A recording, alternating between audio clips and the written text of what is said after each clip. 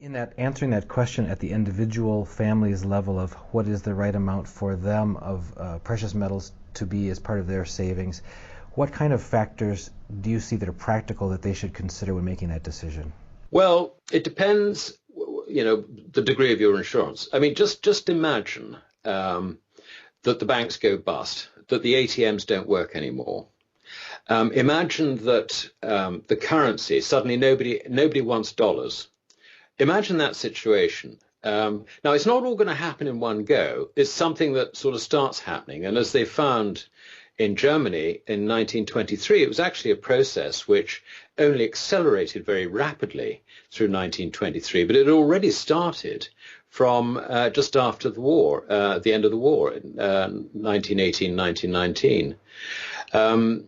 So this isn't something that's going to be instantaneous, but that means that you've got to survive for a period of time as things deteriorate.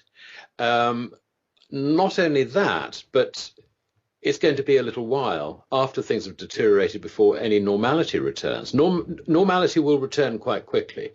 And here I would cite the example of Russia after the Berlin Wall fell. They had to face economic reality, and they had, I suppose, a very nasty 18 months, and that was about it. Now, that compares with governments interfering. We've had a pretty nasty time from the Lehman crisis, and here we still are at zero interest rates, robbing savers with artificially low interest rates. Businesses that should have gone bust are still supported by, guess who? You and I, through our taxes. So once things really do go wrong, if government can't intervene anymore, the change will be quite quick. So really, you're looking at putting aside enough savings, I would say, to keep going in today's terms for probably about 6 months.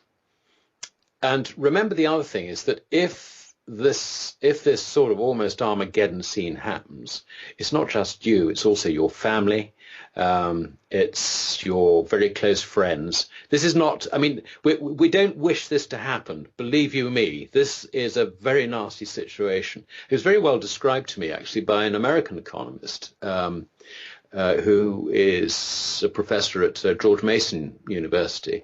He told me that he was trying to persuade, I think he lived in North Virginia, somewhere like that. He was trying to persuade the state government to distribute gold, maybe silver, to the sort of local taxpayers, where they'd paid state taxes, give them a rebate.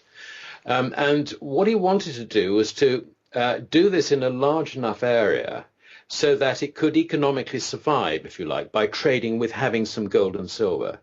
And it was very interesting that here was a senior professor at a university thinking on these terms. And this was 4 or 5 years ago.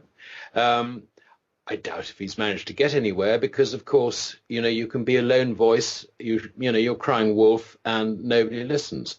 But it is interesting. I mean, his proposition was really quite interesting. And he put it like this. He said, look, at the moment, I can go into a baker, I can buy a loaf of bread. That's fine.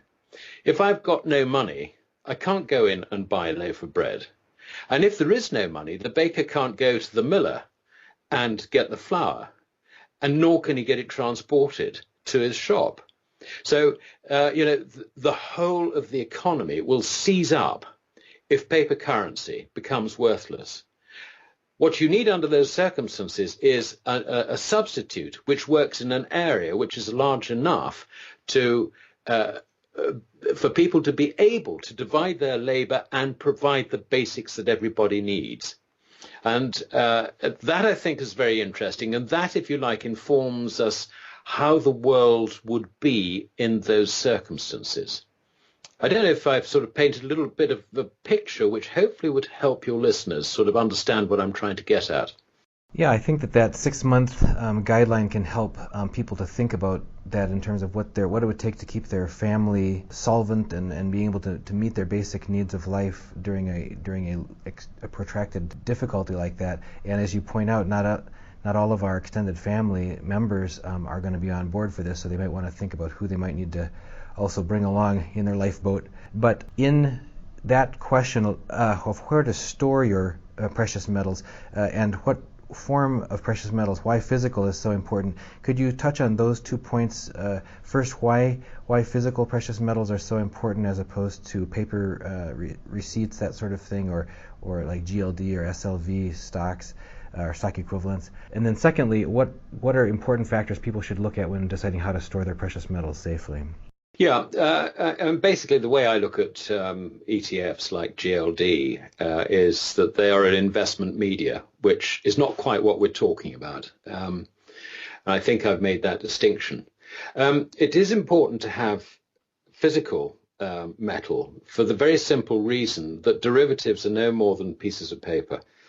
And if you have derivatives, then the government can quite easily cancel those derivatives. And this becomes a risk in extremis. I mean, imagine having any piece of paper in Venezuela issued by the government there, and then you get the idea. I'm not saying that the government is going to be horribly evil or anything like that, but the government's responsibilities at a time of crisis is basically against the individual and in favor of the status quo. They will do anything for the government to survive and continue to govern, because the way they look at it, if they can't govern, then chaos will ensue. So they will take your property if it helps them further that objective. And when you have gold and silver, let's just start with gold and silver substitutes, then that is very, very easy for them to destroy. When it comes to actually owning gold and silver, silver is slightly more difficult because that's it's mainly a commercial metal nowadays. But gold is potentially a problem. And as Americans saw back in 1933-34, it was confiscated, and then the dollar was devalued. Now, that's not a situation that you want to see again, where the government confiscates it. I think it's very difficult nowadays with so much international as opposed to domestic finance and financial markets. It's very difficult for, I think, any government to introduce legislation to confiscate gold. But, it's not going to necessarily stop them trying it in extremis.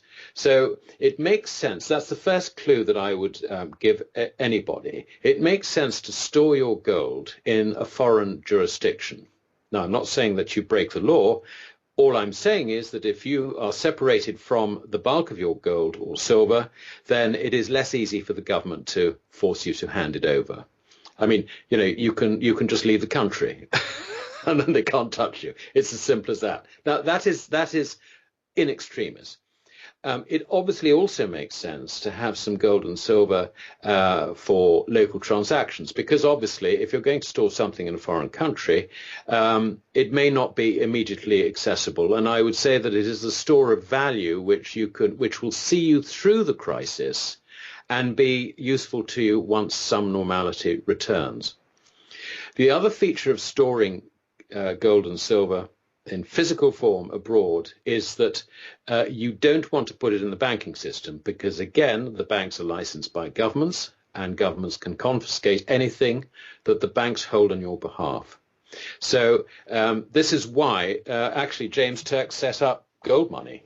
He wanted to offer people a facility to store their gold and silver outside the banking system, and therefore insulated from the systemic risks which back in 2002, he saw was going to be an increasing problem over time. So I think, just to sort of sum it up, three aspects. Have enough spare change, if I can call it that, in terms of gold and silver, so that you can continue to survive if all communications break down. Store the bulk of your gold and silver outside your jurisdiction, and store it not in the banks, but in an independent vaulting arrangement, such as gold money. And we've got a few other competitors as well. So there is a choice for you.